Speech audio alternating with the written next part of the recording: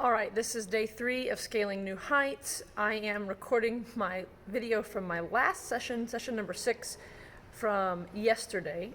It's been hard to keep up with doing these, but so I went to a session called Build Your Marketing Plan for 2022. A guy named Nate Hagerty. His company is called Tax Pro Marketing. So he is like a straight up marketer, has a big company that helps tax and accounting people do marketing. So, definitely a vendor here. Actually, they have a booth. I'll talk about that later. Okay, key word or key phrase from this session. I wrote down the word just excited. He was excited. I was excited. So marketing is, I kind of have like fundamental problems with, probably why I don't do it that well, but also just the ethics of it and that sort of thing. So he is probably one of the least on my least favorite list.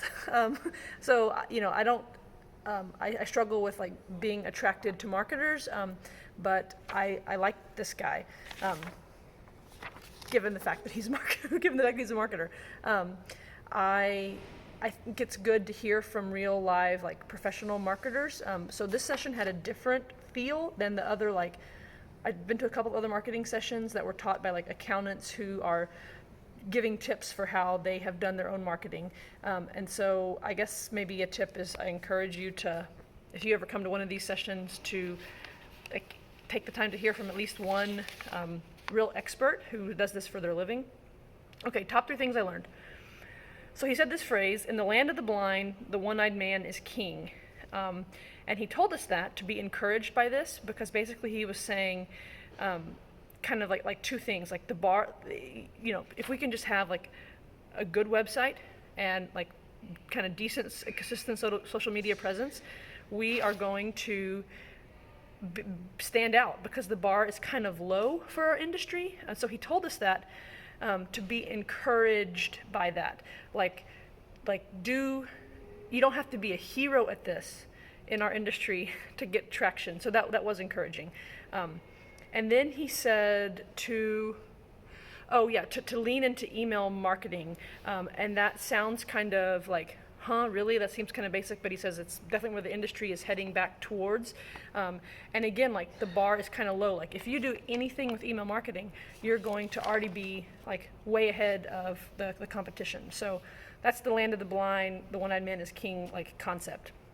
So I say that to be encouraging. We don't have to be like the 2020 vision guy. We can just be the one-eyed man. Second point. He talked about getting back to the fundamentals. So he had 3 M's: market, message, and media. Market is who, message is what, and media is how. And he says we need to be starting with the who, but most people don't. And they start with the how. They pick their media platform. And so he said, if you can see through John Jones's eyes, you can sell what John Jones buys. So go back to the who and ask what that person, your ideal client, wants. And then the third thing he said that I want to remember is that he said the data shows that clients are much more motivated by negative messages instead of positive messages. Sorry, I had to pause that. Going back. Clients are much more motivated by negative messages than positive messages. He did talk about like the ethical issues that can be associated with that. So tread carefully that you're not being like unethical with that information. But I want to remember this. I want to remember that, the messages of like, your books are a disaster, and this is maybe a bad example, but kind of the thinking of what message I want to communicate, and is there a negative spin versus a positive spin? Maybe we need to balance it, make sure you're doing at least half positive messages. I don't know. I mean, I certainly wouldn't want to be just like a negative marketing person, so I have to figure out how to do that. My one action item that I will implement, it looks like I wrote down 2. Oh, he talked about a thank you campaign in an automated email. So like this could be really easy, like even for like email campaign, like light, like elementary school level. But he said the first step is just to send a thank you, and then he says start asking for then you can start asking for things. So like a couple days later, I don't know the timing of this, but later then ask for a review. Then a couple days later after that, you could ask for a referral. Then you can ask for a pre-written social post. Like you could say, hey, thanks so much. I also, if you appreciate me, like if you say this on social media about me, that would be great. And then like the last step would be to cross-sell. And so he called that a thank you campaign. And so I want to implement that, and I don't know if I would go all those steps, but even just like 2 or 3 would be more than I'm doing now.